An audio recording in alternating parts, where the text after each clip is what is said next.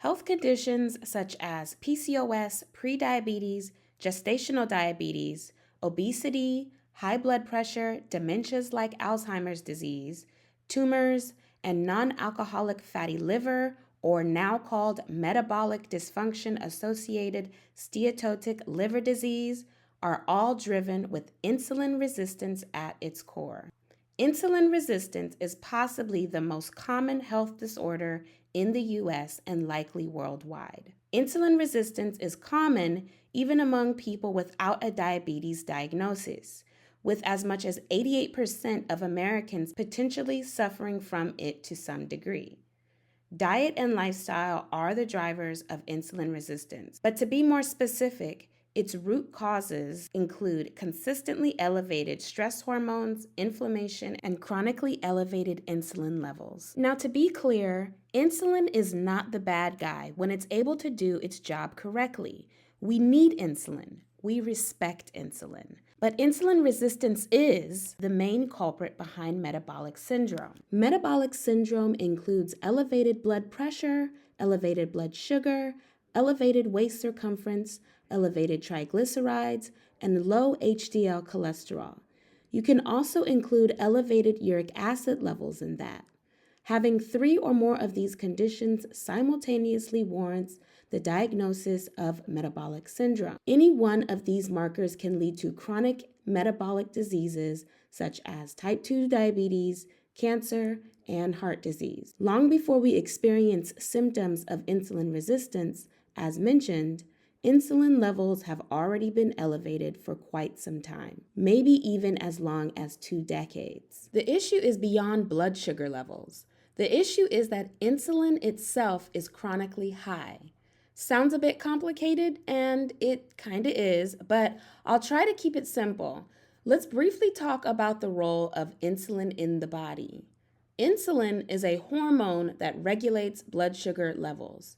It's a very important hormone produced in the pancreas. Our bodies like to keep no more than about 1 teaspoon of sugar or glucose circulating in the blood at all times because any more than that, long term, can cause physiological problems. So the body produces insulin to keep blood sugars from getting out of hand. Too much sugar in the blood's tissues, in a way, causes the tissues and blood vessels to rot, die off, and get clogged up. Hence, why diabetics have limbs amputated due to the inflamed tissues. Insulin responds specifically to glucose in the blood.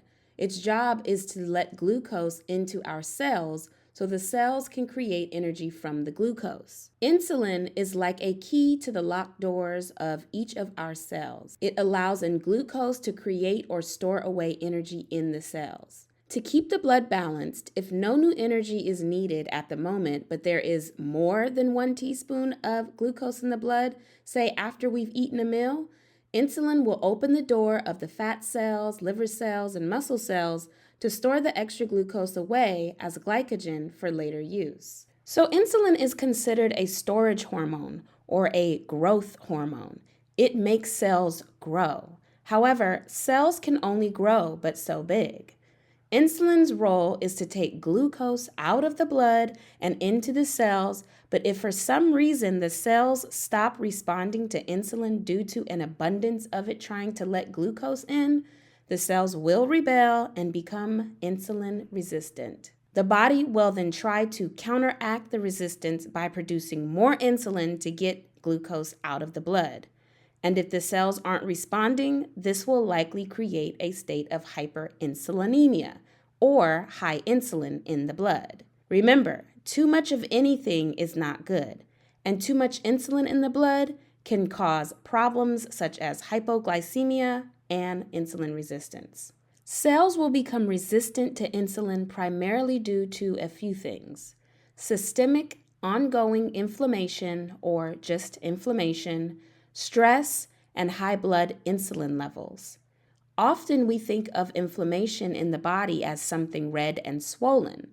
Inflammation is the body's natural defense system against perceived threats. When the body perceives a threat, such as an injury, an infection, and exposure to toxic substances, it will send cytokines, which are immune system proteins, to the area to address the threat. By addressing the threat, the body will likely react with symptoms of redness, swelling, loss of function, and heat.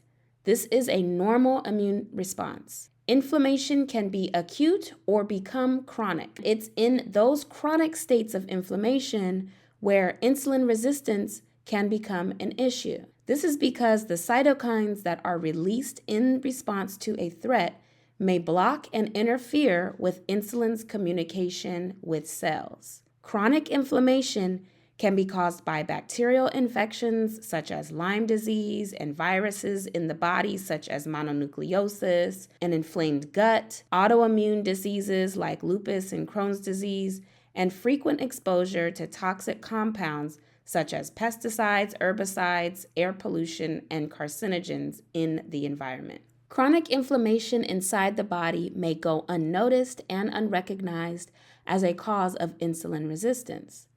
The best way to check inflammation levels in the body is to get a blood test that checks your CRP levels or your C-reactive protein levels, your ESR levels or your erythrocyte sedimentation rate, and your PV levels or your plasma viscosity levels. Also check your vitamin D level, being that it too plays a big role in immune system function. Inflammation can be hard to clear from the body, especially if you don't even know you have it. Addressing lifestyle habits is the best way to lower inflammation, such as eating fiber foods like fruits and veggies, reducing refined sugar intake, lowering omega-6 intake, limiting or avoiding alcohol, and getting plenty of healthy movement, sleep, and sunshine. Another primary cause of insulin resistance is increased stress hormones. Now, I really want you to pay attention to this.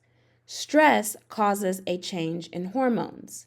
Stress hormones, such as cortisol and epinephrine, also called adrenaline, increase blood glucose levels, which stimulates insulin production to try to drive down glucose levels.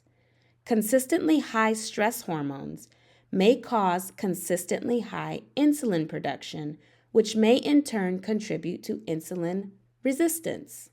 Stress, as we all know, can be brought on by the heavy emotions related to life events, as well as too much oxidative stress from things like smoking, alcohol, pesticides, radiation, lack of sleep, and, listen to this, excessive exercise or overdoing exercise. Stress, like inflammation, can be hard to control, being that life is full of stressors, but lifestyle improvements and mindfulness practices such as yoga, breathing exercises, and acupuncture may help one improve their responses to stress. Long before glucose levels become high, insulin levels have already been high.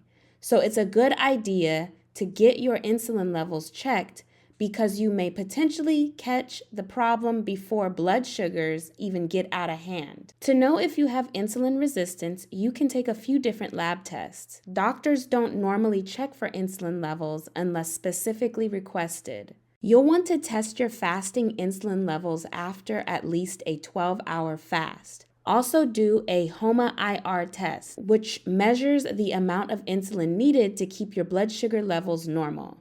Also check your HbA1c, along with a slew of other metabolic tests I plan to discuss later. There also tends to be physical signs of insulin resistance that can express in many ways, such as skin tags, an increased waist circumference of more than 50% of your height in inches or centimeters, acanthosis nigricans, which is a condition described as a dark patch or band of velvety skin that can appear in body creases such as on the neck, armpits, or groin.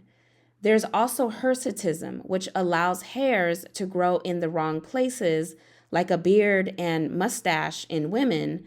It can also cause male pattern baldness and alopecia. When trying to fix insulin resistance, because it's definitely fixable, it's important to focus on lowering insulin levels. If insulin resistance is when cells block insulin from letting glucose in, then insulin sensitivity is when cells are sensitive to insulin and allow in glucose naturally. Since inflammation and stress, two of the three primary causes of insulin resistance, can be somewhat complicated to fix, the first and quickest way to improve insulin resistance is to improve your nutrition. Since glucose is what stimulates insulin production, the first thing you should look at is your carbohydrate intake. If you are overeating carbohydrates daily, then you'll want to lower your carb intake and the frequency of your carb intake. This should greatly contribute to a decrease in high insulin levels and in turn help regain some insulin sensitivity back in the cells. It's important to note that fat-containing foods like avocados have little, if any, effect on blood sugar levels, and protein foods like fish has minimal effect on blood sugar levels, which means that these macronutrients don't affect insulin levels the same way that carbohydrates do. This is why keto diets and low-carb diets work so well in reversing insulin resistance, and they encourage weight loss. However, I don't promote these diets long-term because it's best to learn how to eat balanced meals throughout the day without having to be on a diet. Another way to increase insulin sensitivity in the cells is with exercise, as long as you don't overdo it, that is. Some of my favorite exercises are daily walks, resistance training, yoga, short high-intensity interval training drills, and dancing. Muscles are a main location where glucose is used for energy production. So taking out time daily to move your body is extremely important in regulating glucose and insulin levels in the blood. It's recommended to spend about 150 minutes a week on exercise, which breaks down to roughly 30 minutes of some form of exercise 5 days out of the week. I highly suggest you spend 2 of those days on resistance training with moderate to heavy weights. Matter of fact, the muscles will uptake glucose so rapidly that muscle cells don't even require insulin to allow in glucose for energy. Remember, it's all about energy balance. What you put into your body should not be more than you intend to expend each day, or else you end up with energy surplus, unless you're trying to gain weight, that is. And the same goes for expending too much energy, like on excessive exercise, and not balancing your food energy intake to support the body's nutrient and energy needs. This creates an oxidative stress response, which also drives insulin resistance. I can't end this video without briefly touching on the importance of sleep in preventing and reversing insulin resistance. Quality sleep is probably the most important thing you can do for your body when trying to keep it balanced and healthy. Without frequent good sleep, functionality in the body's systems such as the immune system, neurological system, stress response, and hormone function will be compromised without a doubt. But we'll leave the in-depth sleep discussion for another video. That was a lot to cover. I mentioned this topic can get quite complicated and there's a lot more I can cover. Hopefully this has brought you more clarity and understanding insulin resistance. But we'll end it here for this video. Be sure to come back for more. Until next time.